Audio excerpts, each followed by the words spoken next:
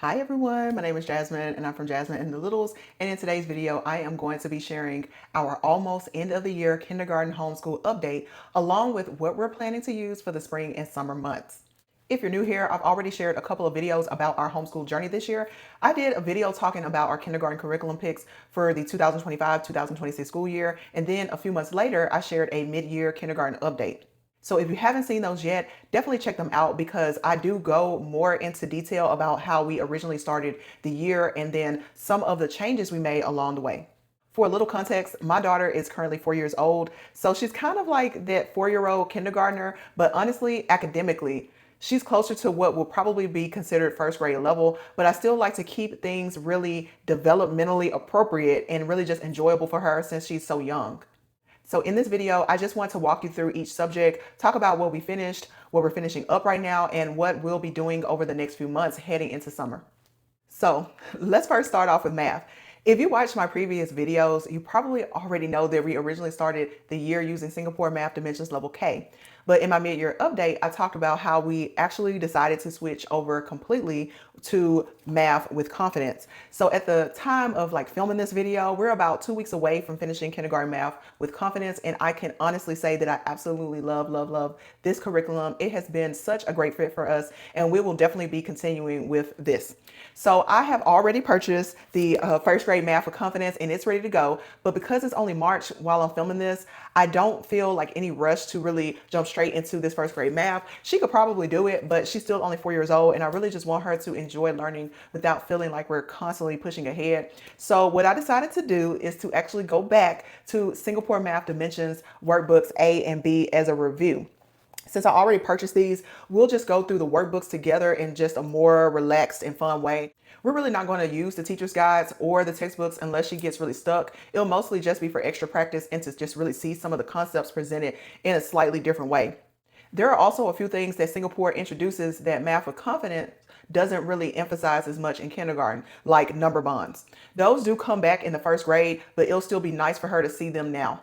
So overall, this will just be a really gentle review period before we just really eventually start going into first grade math. Now let's talk about language arts, which has probably been the most interesting part of our homeschool journey this year.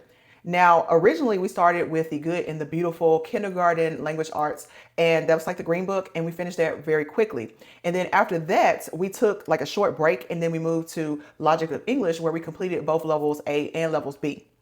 Now, if you're not familiar with Logic of English, I definitely recommend looking into it. It follows along with the Orton-Gillingham approach, which is very systematic and really focuses on teaching kids the why behind the reading and sometimes the spelling. Now, I personally feel like some form of Orton-Gillingham based program is incredibly valuable, especially if you have a child who struggles with reading or spelling. Even if you use something like The Good and the Beautiful, adding an Orton-Gillingham program can really fill in some of those gaps.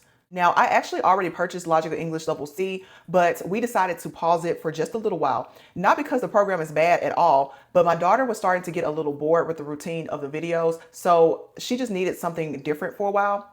So in the meantime, we started the Good and the Beautiful Level 1 Language Arts. Right now, we're about 25 lessons in, and honestly, she's breezing right on through it. And then after completing levels A and levels B, a lot of the material in level 1 feels like a review for her. And one thing that I do like about using it right now is that it actually is helping reinforce handwriting practice, which leads me into my next subject. The thing we usually skip are those purple letter tile activities. Since she already did so much spelling with Logic of English, and because we'll eventually be using All About Spelling, I mostly just have her read those words instead. Now, my plan is for her to finish the Good and the Beautiful level 1, and then we'll probably go back and continue Logic of English level C.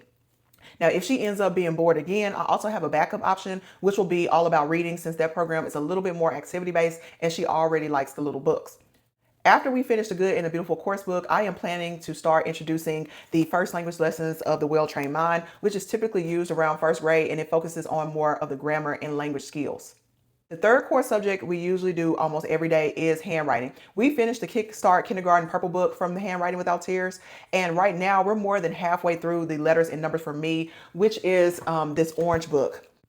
She's honestly doing such a great job with handwriting. And for a 4-year-old, I am just really impressed on how neat and consistent her handwriting has become. The only thing that I wish Handwriting Without Tears will change is that 2-line format. Sometimes it can be a little confusing when the kids transition to programs that use the 3-line writing system, especially when learning those like uppercase and lowercase letters. But overall, it's really been working well for us. If it ain't broke, don't fix it. Now, once we finish this book, we'll move on to Building Writers, which is more of a dictation style workbook where the kids start writing full sentences and practicing copy work. After that, I did purchase the first grade handwriting book, but I am also considering switching to Zaner Blaser because I do prefer the 3-line writing structure.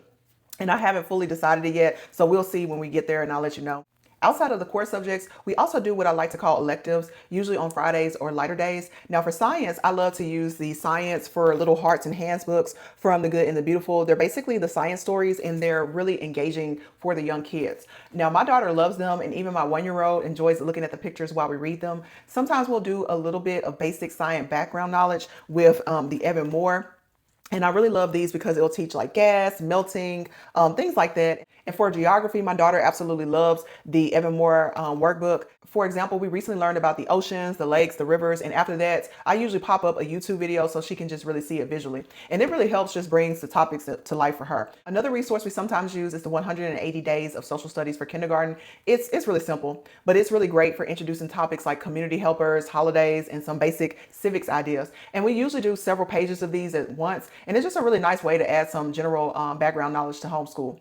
One subject I'm still researching is history.